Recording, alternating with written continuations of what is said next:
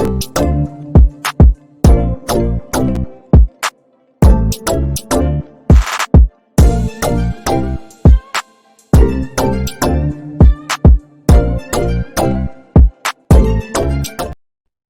going on, people? Welcome back to the channel. Welcome back to Saeed TV.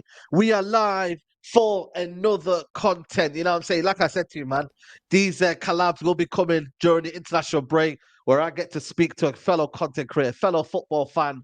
And you know what? Let's talk all football, man, because like I said, North London right now is top of the league. You know what I'm saying to you? And one of the teams that are there is the mighty Arsenal. But BHAVS, big up to you. What are you telling me, broski? Yes, bro. Appreciate the invite as always. And yeah, as you said, man, things are looking good in North London. One team's actually real and the other's not, but we'll get to that. Yeah. Listen, let's not discredit Tottenham, man. You know what I'm saying? They're there, they've earned it. And you know what, man? It's they're enjoying it, man. And football is great, it's great. But yeah, man, talk to me this season. I don't know what it is. Is it phase 4, phase 5? I can't quite remember. You have to keep me updated with these phases because, like I said, man, I'm always, you know what I mean, losing count on them. But this season so far, Arsenal, what we saying, man? How you feeling? Like pretenders or contenders this year? I mean, I backed it at the end of last season. I thought we'd be contenders, and I don't see why not. I think the fact that Arsenal are second in the league, but let's just say first because it's only behind on goals scored, Yeah. despite not being anywhere near their best or even having their best team available for most of it, is a sign of how good we are in terms of squad now. People keep talking about the Arsenal squad getting worse. People said because Xhaka has left, our team's worse, but I don't think we've seen our first team play all season. You know, with Timber at the Mm. back, Partey, Rice, and Odegaard in midfield, and then a Jesus Saka up front with Martinelli as well. Without that front three in that midfield, Arsenal is still basically top, 2 points clear of City, unbeaten. Had some tough games against United, against City and Tottenham, and you know even Palace away, Everton away. So Mm. Arsenal for me, it's we're not. I'm not saying we're anywhere near our best, and I can definitely see why some people aren't convinced. But for me, I look at it and go, the fact that we're not convincing yet, we're still getting results. You know, deservedly so, is a good sign. No, 100%, man. And like I said, you know what I mean? I said on Twitter, and I said Arsenal lost their swagger this season. And I got absolute pelters in it. And you were in the comments and you were like, you know, oh, what about Man United? You know, but I tried to say it like, and I still believe that, you know, Arsenal haven't played the champagne football that we all know. That I think a Mhm. lot of people fell in love with Arsenal and were kind of like, you know what? They play some good football. This season feels different. This season feels like Declan Rice. It feels like we're here to kind of, you know, for the long run.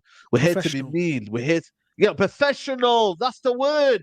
Even Baz knows, man. This ain't no messing around anymore. This is the No, new that's Arsenal, and we're not gonna fall away. We're not gonna, because I see Big Steve, and I'm like, yo, these men are taking a piss out of Arsenal.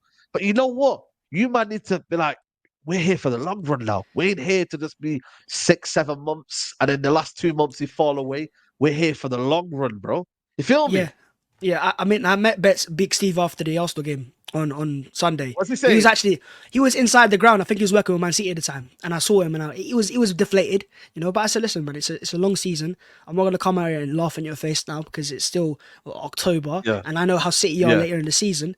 I think Arsenal fans are learning as well about that. But I think as fans, we need to start becoming a little bit less emotional at times in the title race, especially in October, because right now Facts. when you make bold statements and having meltdowns after draws, it's not going to help us as fans actually relax or the team either. You got to support the team, especially these months of the season. But I think in terms of Arsenal, as you said, we're evolving. I think it's less about entertaining fans and more about getting the job done. And beating City on Sunday the way we did, it was stay in the game, make no mistakes, you know, take the emotion out of the game and be ruthless. And that's what Arsenal were. Got a bit of luck, of course, but some top teams need that sometimes, you know. Man City in the Champions League final had Inter Milan missing chance after chance. Luck was You know needed. what? That's a good point. And then they got the goal with Rodri, and also Yeah. at the end they missed. Anana made some perfect save. So Edison made some mad saves. But do you feel like this season's a bit different though? You know what I mean? No De Bruyne. Haaland isn't the same Haaland. Well, I say that he's still got 8 goals, still top Yeah, yeah. scorer. He You had like know, 18 at Jack this point Grealish. last season. That's what I'm saying. It's been a drop Yeah. off. Do you feel like it is a bit different this season? Do you feel like the treble hangover, as people are calling it now, there's always these kind of words in it. Treble hangover. Do you think there's something different where you feel like you could capitalize on this season more than anything? I think the difference is that Arsenal are trying to more for Arsenal than City, as we're trying to get over a mental hurdle. Because I'll give you a stat last year. If we had beaten City even one time at our two games, I think Arsenal would have actually won the title. Or there and thereabouts. That's how Yeah. close it was. We actually, I think, had more points against the other 19 teams than City had. But because they beat Arsenal two times, had 6 points against Arsenal, they were able to obviously overcome us. And so that proves that the fact that we've already beaten them this season two times, if you count the Community Shield, we're getting over the mental hurdle. And it's the way we beat City on Sunday. It was emotionless, it was professional, it was getting the job done, it was, a proper performance. That for me is solid. Last year Arsenal, for me, people talk about maybe needing a striker. We lost the title because we conceded too many goals. Too many easy goals as well. And now I think also this year, I believe either the first or second best defence. We saw against City keeping a clean sheet, Haaland no shots. Mm. So is it a different City? Well, we're going to find out, I guess, the later parts of the season, because that's when City come to life. And if City don't come to life, that's when you'll realise, okay, there is a post-treble hangover. But to say that now, in October, it's just asking to get clipped up by scoffuggery. Yeah, listen, Scuffuggery's around, man, and don't get me wrong. There's always that PTSD from last season, but I'm not gonna lie to you, I want you guys to win the league because at the end of the day, I don't want Man City winning the league again. But it feels like the more you egg on Arsenal, the more they kind of don't want that pressure. If you kind of, you know what I mean, if you kind of understand that. But you know what, man, I just look at Saliba, I look at the way he's playing, I look at Gabriel, I look at your spine now with Declan Rice in there. But it also gives me a bit of worry if you do get one or two injuries, the replacements aren't great. I'm sorry. Jorginho is not great replacement. Kivio is still young, inexperienced. The replacements aren't great. Like if you lose them key spines, which can happen. Saliba's susceptible to injury, happened last season for a while. Declan Rice, maybe the overloaded games, he may get a little niggle here and there in crucial parts of the season. You don't need that. And I think obviously with other players like Saka now, he's out. I mean, that's a little bit of a situation there as well. Do you feel like you do need to spend in January to kind of maybe overcome that? Ivan Toney's a big example. He's flirting with Arsenal. Man's on a podcast saying, yo, Arsenal showed me love and that. You know what I'm saying? Like, them man are decent. You know what I'm saying? I mean, Arsenal fans don't show him love, actually. There was a whole beef going on for a while of when Oh, Tony yeah, tweeted. true. So I don't know where he gets True. that from, but he likes the way Arsenal play. And I think all the Tony stuff is more from Tony's side than Arsenal side. I think Arsenal like him. You reckon? But I think, I think he's probably putting his agent out there to put out the feelers like, I want to go Arsenal. And then, that's a massive Yeah. thing for Arsenal. We sign players that want to play for our club. Like, look at Rice, for example. He could have gone City, but he's like, oh, I do want to go Arsenal. Timber's another example. Could have gone Bayern, wanted to go Arsenal. So, Tony will definitely improve our squad, but this idea that, injuries, every squad is fragile. Arsenal's is not. It's not a unique case. We can see it with City now. You talk about Jorginho not being a good backup, but you look at what City have behind Rodri. They got no one. Mm. I'd still rather have Jorginho as our third choice than have Calvin Phillips. So Arsenal do have depth in certain areas, but every team has those few players that if you have to get luck to win a title, you have to have luck. City were lucky last year that Haaland stayed fit and Rodri stayed fit, and they were able to keep those key players, that ones that really hold the team together, fit and available. Arsenal, for me, towards the end of the season, got unlucky with Saliba's injury. We had Jesus injured, we survived. Zinchenko, we survived. Even Partey, we survived. But it was an injury, obviously, to Saliba. So City have the same thing with Rodri. We have a Saliba. We have to get a bit lucky, and we can improve the squad. Of course, we can. And the fact that we've got those few little areas left is a good sign that we only have to make a few more signings. But even if we sign a player behind Saliba, he won't be Saliba. It will never have that same quality behind Saliba. You Yeah. can't have you can't have Van Dijk behind Van Dijk. You had to get lucky to have Van Dijk fit, and they'll won the title as well. So a bit of luck, a few more signings, and I think Arsenal, we got the quality and the squad. Yeah, no, 100%, man. Listen, I'm looking at the Tony thing, and I think, you know what, Jesus is a good striker, but is he going to get the goals in it? Like, I still don't get it why a striker of that quality has to be shoehorned on the right just because of Eddie Nketiah. I think if a striker is a striker, he plays up front. And if I'm a striker, I'm like, I want to play up front. I want to score goals. Does he have that?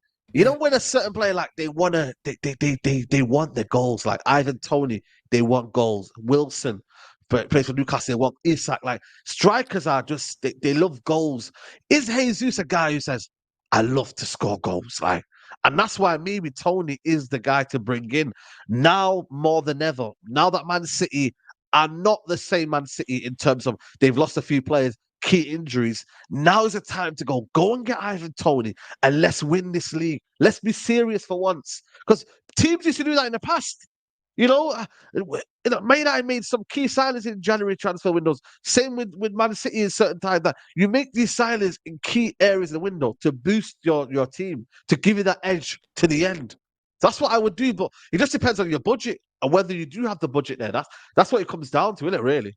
Yeah, Arsenal will do that. If they believe Tony's the guy, they're sure he's the guy, they'll make the signing. They tried it with January last year with Mudryk. They thought he was the guy, they put the money forwards.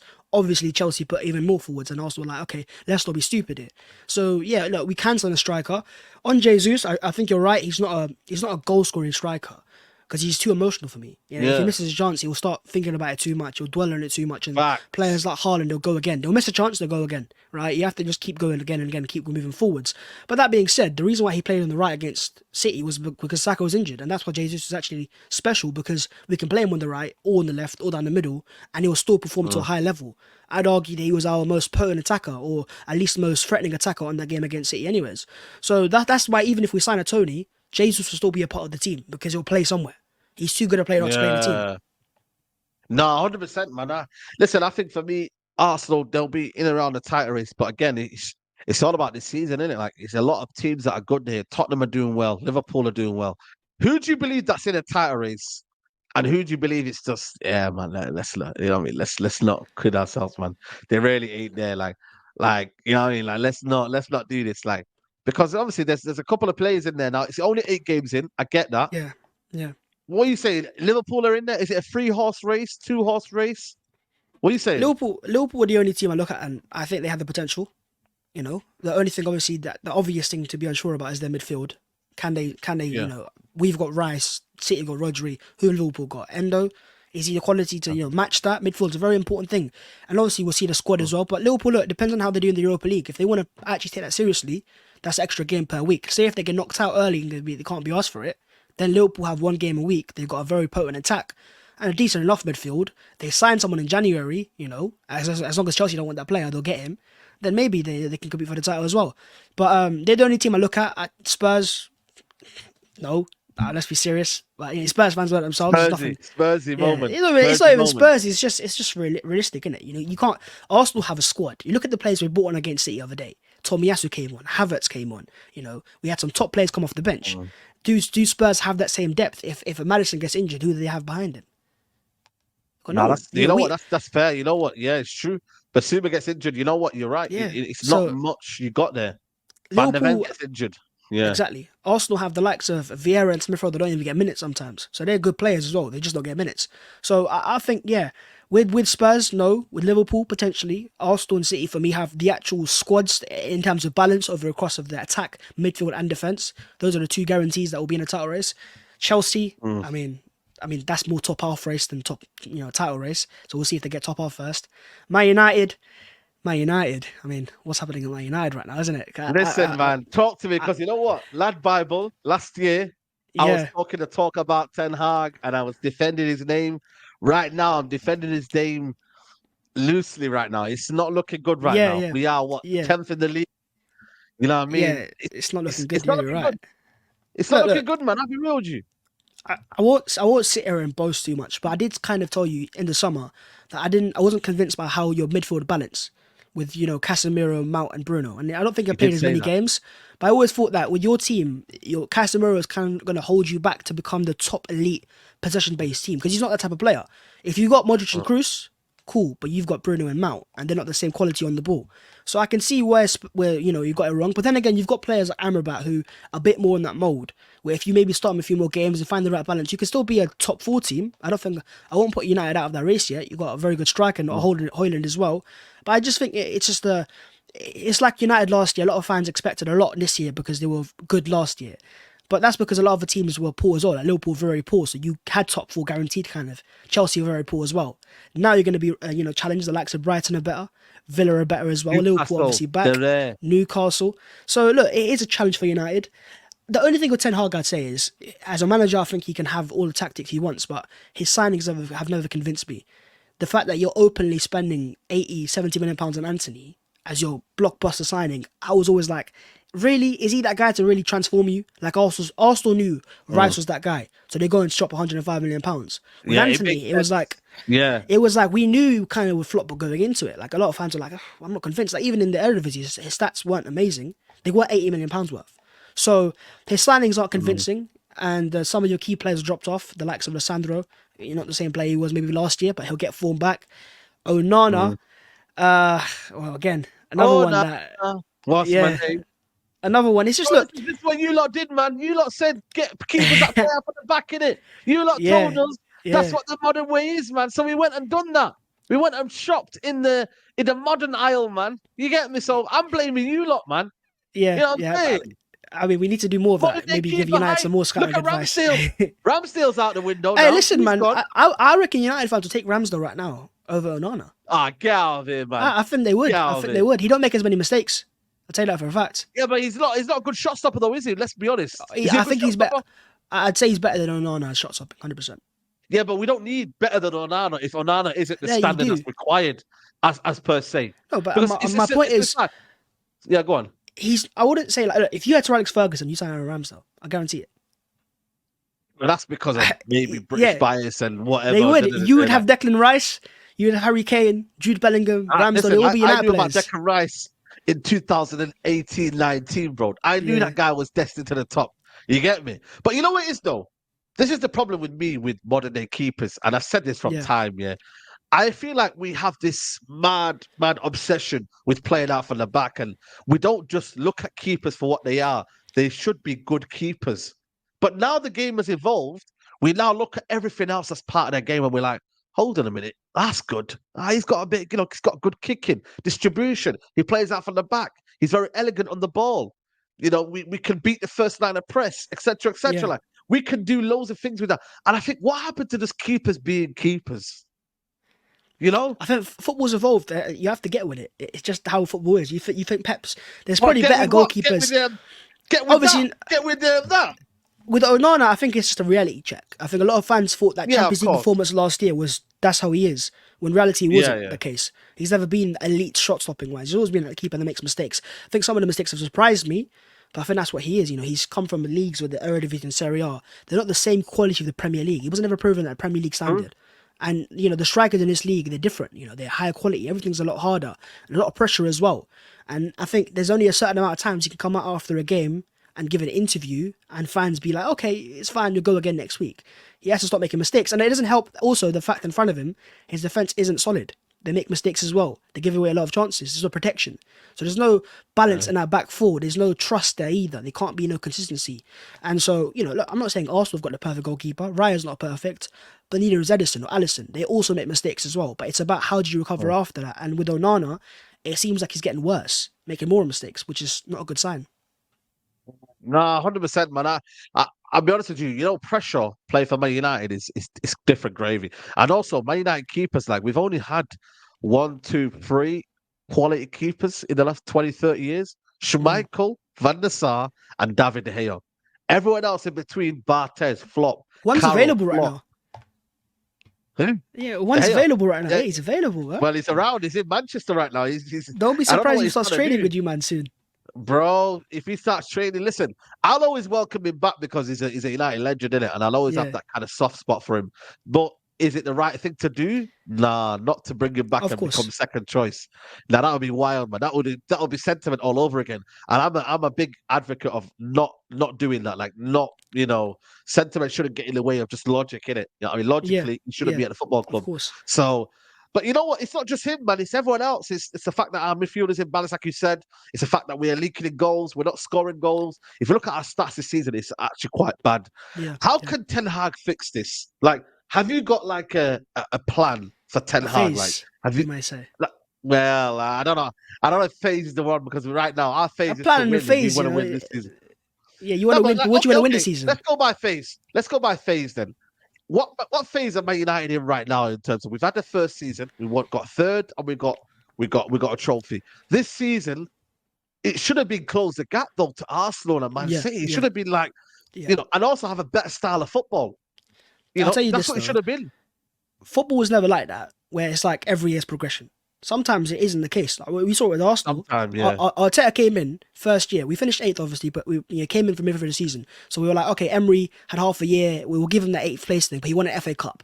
And we beat City in the final. Oh, sorry, we beat City in the semi-final, Chelsea in the final. Everyone thought from that moment, Arsenal signed Partey, they signed Gabriel, they're going to fight for a top 4. They thought instant progression is guaranteed. And it's not. Yeah. Sometimes you need to actually take away. I think what happened is a lot of stuff last year got glossed over. The fact that there are certain problems in your teams, but they're kind of getting away with it. Like we never thought Leno was an issue for Arsenal until we saw Arsenal play the style of football and go, hang on a minute. So same with Casemiro. I think last year when you were playing a different style of football, maybe more transitional based, you were like, okay, you can do it. But now you want to be more possession based, like City, for example. It's not the same, and you might have to actually go. We love you, Casemiro, as a player, but you're not the profile we need. Cool, we move on. I think you should have signed Declan Rice. I don't know why you weren't in the race for him. I think he's a player you needed. He's a Man United type of player. Yeah. Yeah, but you spent 80 on Anthony. You can't say money when you spent 80 on Anthony. Yeah, 70 on Sancho. Casemiro. You do have money. Sometimes with Casemiro, though, you know what type of player he is. Even at Real Madrid, he was covered by technical players. So what do? You take away them flaws from his game and you make him better. Like there's so many players in every single team that need enablers or need people that facilitate for them. Balance. Like they do. They need balance. And for me, this is why I believe Casemiro shouldn't be a scapegoat, because I feel like he has qualities. Now enable him to be the best version of himself. And if you do that, which we see for large parts of last season, he was our best player. Why? All of a sudden, 6-7 months later, he's done, he's declining, he's finished. Come on, man. No, I wouldn't say he's finished, but it depends on profiles. If Casemiro is available on a free transfer tomorrow, Pep Guardiola's not signing him. He's not signing him. Because he's not the same profile. Most players that you don't like. But they're not the same profile though. I think he'd rather have Amrabat than a Casemiro. Not because Casemiro is a worse player, but certain players suit different systems. So it depends what Ten Hag wants. Now Ten Hag wants what you're getting right now, by the way. He was the one advocating, I want to have the best transitional football in the league. Or if you're going to do that, it means... to Casemiro. That should have been the red flag. That makes no sense. But again, I don't think he wanted Casemiro. I think he wanted De Jong. No, I'm not saying he wanted him. I'm saying we ended up having him. Like that. For me, though, if you're the player from the back, you then say no to Casemiro. If logically, if that's what you're thinking, like I'm not saying no to Casemiro, but I'm saying if your style of play is that, stick to your principle, then we should have, exactly. Like Guardiola won't buy Rodri and then not buy, I don't know, a similar player like Busquets, Rodri. You can see what he's trying to do. Exactly. Xabi Alonso. You can see Kimmich. They know what they're doing in that aspect. United need a team. The Ten Hag's perfect ideal United team is fluidity. Right, Ajax was fluid. That's what it was, and he wants players that are just very fluid, very technical and stuff. Actually, the perfect number 6 for United would be Thomas Partey. I'll be honest, he probably is. Like in terms of fluidity, that constant one-touch passing, getting the ball forwards. No, but I'm talking about profile. Maybe you don't need a Rodri who's like a constant pass machine, but someone who just keeps the ball ticking going forwards. Partey would be probably the perfect balance for United. But that's the type of player you need. Maybe it's Amrabat. We'll see if he plays as 6. I think, look, when Ten Hag gets the balance right, and I think he will at one point, unless he gets sacked, then I think United will be fine, and I think you'll get top 4 or top 5 at least. I think you've got players for it. I think you've got players for it. Yeah, I think you do. Like the likes of Mason Mount aren't bad players. They just need the right balance. And you're talking about Casemiro being advocated. Same with Mason Mount. Thing with Mason Mount though, I just don't get what he's going to give us in the long run to make an impact. Like I think he makes us better in terms of our balance. He presses well, but in terms of actual impact, which we need to see, you just can't have Mount a player. He needs to look at Odegaard. That's what he is. He's not Bruno. Bruno's more of a chance creator. Mount's more of a facilitator. The pass before the pass, kind of thing. The pre-assist. No, but I don't think. I think with Odegaard though, he still makes your team better. Yeah. Mount doesn't necessarily make your team better. He just is a cog in a team that just functions a little bit better in terms of pressing. Like you add something there, he presses well. You tell him to do this, he'll do that. But he won't do what Odegaard doesn't. You know what I mean? It's very, very basic. Let's be honest, man. It's nothing out of this world. It's nothing that you glamorize. He works well. He works hard, and he's almost like something that every player should have. You work hard. You press well. You do the basics in the 7 team. out of 10 player, yeah. 7 out of 10 player, yeah. That's all it is. Like nothing special. He might have the odd occasion a bad game where things might not go as well, or he may be asked to kind of play the ball better or make things happen, and he doesn't do that. And then he becomes a Bruno in that regards. So, I don't know. I think for me with Ten Hag, he's got to fix this, but can he fix this? And that's a problem, man. So, we'll see, man. But Yeah, we'll see. BHAVS, man, it's been a good one, man. Appreciate Yeah. the link up and the catch up. Hopefully, the next time we chat, you know what I mean, Arsenal are top of the league and they're doing bits. Because, like I said to you, I want Arsenal to win the league. I don't want Man City. You see, when you're in Manny, you can talk all of this in London fans. I don't listen. They can do what they want here. But you see, me, I live in Manchester. I do not want Man City So or Liverpool in the Manchester. league. Manchester. Bro, I'm tired. Imagine, yeah, Tottenham fans were in around your Yeah, area telling exactly, you every exactly. single day, we Yeah, won the treble, we won the league. Bro, that would kill you, man. yeah, that's what So I'm for saying. me, Arsenal, please do your thing and win the league. Now, Babs, big up to you, man, for coming on, man. Where can they find you? No worries, man. It's I'd say BHAVS 14 on all platforms apart from Twitter, but Twitter's not as shameless anymore nowadays. I'd say. I think Twitter's more. Yeah, I've noticed Yeah, you toned it down a little yeah, bit, you know, yeah. you toned Maybe it I'm down. just maturing, but I'm finally maturing. But yeah, it's BHAVS 14 There across all you go. platforms. There you go, man. People, make sure you follow him. And like I said, man, let me know who should I collab with next, people, man. Get your names down in the blocks below. Make sure you follow him. Like the video as well, man. It's free to like the video. Subscribe to the channel. And I'll see you next time, people. Take care. Bye-bye.